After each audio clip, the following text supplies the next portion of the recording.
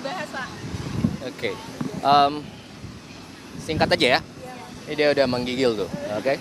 Jadi hari ini tanggal 21 Januari 2026, Bapak Presiden sudah selesai melaksanakan kegiatan di Inggris. Oke. Jadi ada beberapa pertemuan.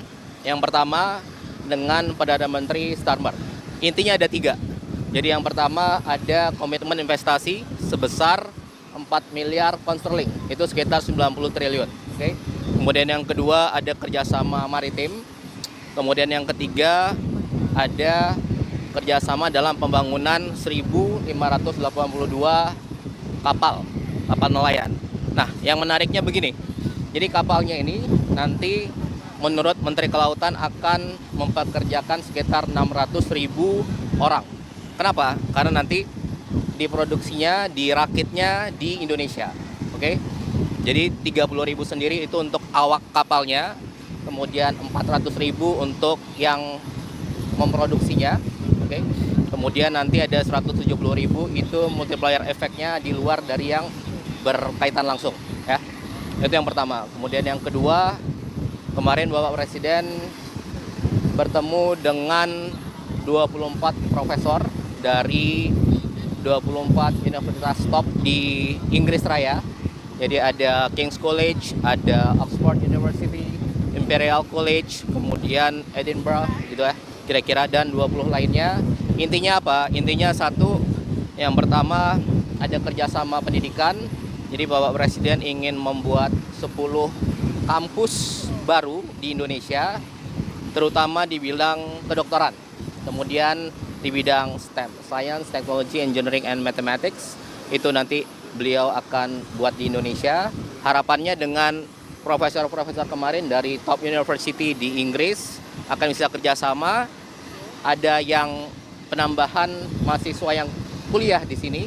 Kemudian juga ada pembuatan kampus baru, kampus dari mereka di Indonesia. Kita sudah punya di Singosari, itu yang pertama. Kemudian yang kedua juga nanti pertukaran dosen, kira-kira begitu. Jadi ada dari profesor mereka yang nanti akan bekerja akan mengajar di universitas kita itu. Kemudian yang ketiga tentunya dengan bertemu kemarin ada Menteri Pendidikan UK juga, kemudian ada dari Russell Group, top university itu, harapannya ranking universitas di Indonesia bisa naik di level dunia. Oke. Kemudian yang ketiga selanjutnya, di antara kegiatan kemarin Bapak Presiden melaksanakan rapat koordinasi dengan tim Satgas PKH di Jakarta. PKH penertiban kawasan hutan yang beliau bentuk 2 bulan setelah dilantik, Januari 2025. Oke.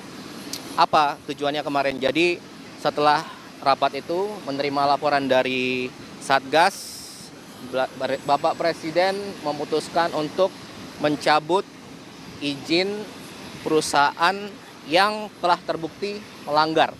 Jadi ada 22 perusahaan terkait hutan, kemudian ada 6 terkait tambang yang merusak alam, gitu ya. Itu kira-kira itu. Oh, satu lagi tadi Bapak Presiden bertemu dengan Raja Charles III. Kemudian intinya adalah ada kerjasama dan komitmen dari Inggris untuk membantu Indonesia dalam memperbaiki ekosistem dan memperindah pemulihan 57 taman nasional di Indonesia. Oke. Kemudian yang sudah berlangsung sekarang itu ada Taman Nasional di Waikambas terkait gajah. Kemudian juga ada di Pusengan di Aceh. Itu sebenarnya tanah milik Bapak Presiden. Kemudian beberapa tahun lalu beliau berikan ke negara untuk dikelola oleh WWF untuk konservasi gajah. Kira-kira gitu. Lahannya sendiri berapa sih yang diserahkan Presiden?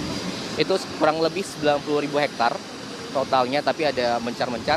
Tapi tidak seluruhnya untuk konservasi gajah. Nanti akan disesuaikan oleh WWF mana yang untuk gajah, mana yang untuk ekosistem lainnya. Kira-kira begitu. Dan satu lagi.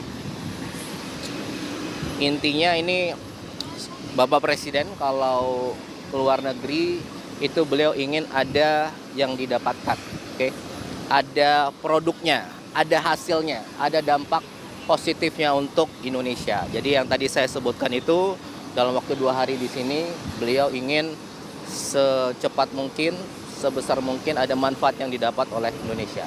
Kira-kira gitu? Mas, Ada lagi? kita kan ke Davos ini mungkin agendanya kan sayur WF juga Mas, ada pertemuan dengan pemimpin negara lain dan Mas bilateral seperti itu. Tentunya ada, nanti akan kita konfirmasi setelah sampai di sana.